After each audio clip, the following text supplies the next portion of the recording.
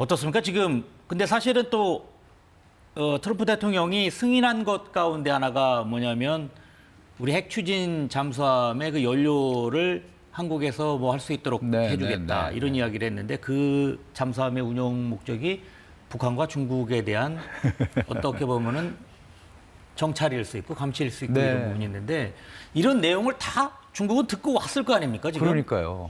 그래서 상당히 지금 걱정스럽습니다. 사실은 물론 이제 우리 정부 입장에서는 그런 게 아니다. 오늘 대통령실에서도 특정 국가를 겨냥한 게 아니다라는 메시지를 냈어요. 그럼에도 불구하고 중국은 그걸 그대로 안 받아들이겠죠.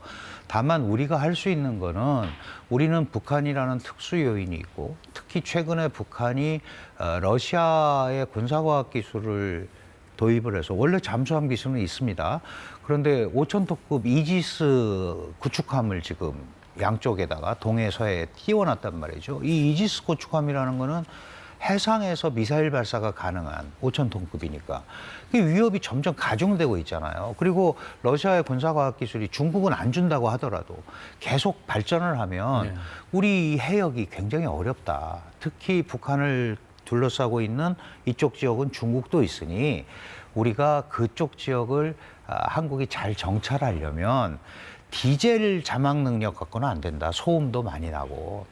게다가 한국은 이 원전 대국이잖아요, 사실은. 그렇죠. 그런데도 연료를 다 수입하잖아요, 한미 원자력 협정 때문에.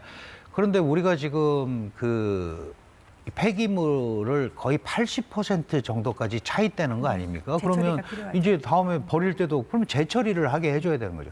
군사적 목적으로 안 쓰겠다라고 얘기를 하면서 우리는 핵의 평화적 사용, 그러니까 농축률을 20% 정도로 하면 평화적 사용으로 하는 거고 그 이상 가면 무기가 되는 거니까 너희 일본한테도 20% 해주지 않았냐? 우리 일본 수준으로 해달라.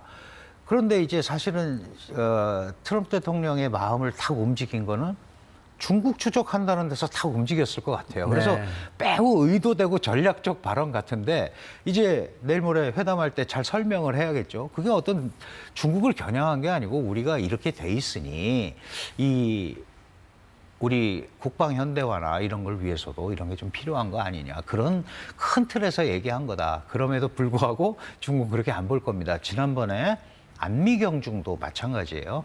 안보는 미국, 경제는 중국 안 하겠다 그러니까 그럼 우리랑 끊겠다는 거냐.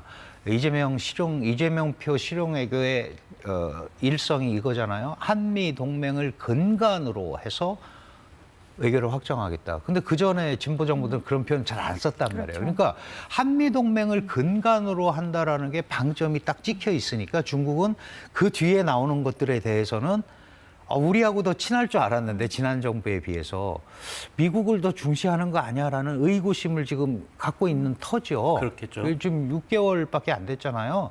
6월 3일 갔으니까 지금부터 이제 한중 관계가 시작인 거죠. 그래서 중국도 자기네들이 하고 싶은 얘기를 할 겁니다. 우리도 우리가 하고 싶은 말을 이럴 때 해야 되는 거죠. 이제 그렇게 해서 새로운 시작점을 만드는 계기가 이번에 돼야 되지 않나. 그럼 마찬가지로 지금 앵커께서 말씀하셨지만 중국이 예전의 중국이 아니듯이 한국도 예전의 한국처럼 행동할 수가 없는 상황이 지금 돼버렸단 말이에요. 그럼 그거를 서로 인정을 하지 않으면 경제나 이런 군사력이나 뭐 이런 주권을 존중하지 않으면 굉장히 어렵다라는 얘기를 뭐 직설적이 됐든 우회적이 됐든 좀 했으면 좋겠는 거고 중국이 지금 약간 불쾌해하는 것은 그런 걸 왜 모두 발언해야 하느냐.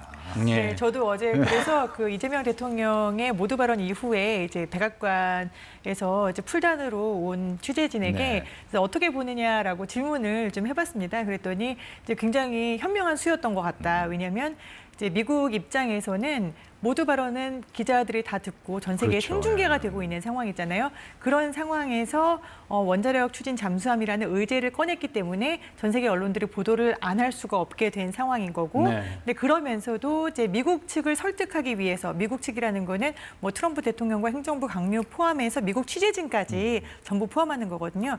미국 취재진들한테 북한 얘기 아무리 해봤자 너네는 몇십 년 동안 북한 얘기만 하냐라는 반응만 나오는데 중국의 추적이라는 말을 하면서 하면서 어떤 설득력을 가지게 된 거고요.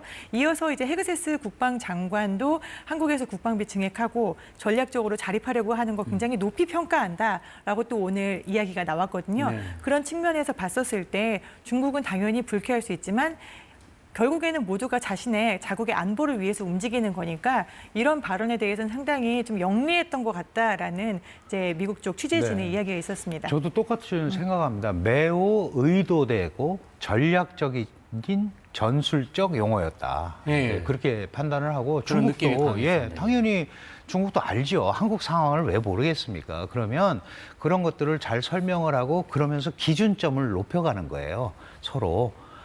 우리가 이 한미 관세 협상도 왜 이렇게 어려워졌느냐. 기준점이 너무 높은 데 있었잖아요. 네. 3,500억 불이 있으니까 이걸 어떻게 처리할까를 두고 이걸 기준으로 보면 잘한 협상이지만 이게 너무 높은 걸로 보면 힘든 거잖아요. 그러니까 이 기준점을 어떻게 잡느냐가 이번에 이 한중 정상회담에서 좀 그림이 잘 그려졌으면 좋겠다라는 생각을 하는 거죠.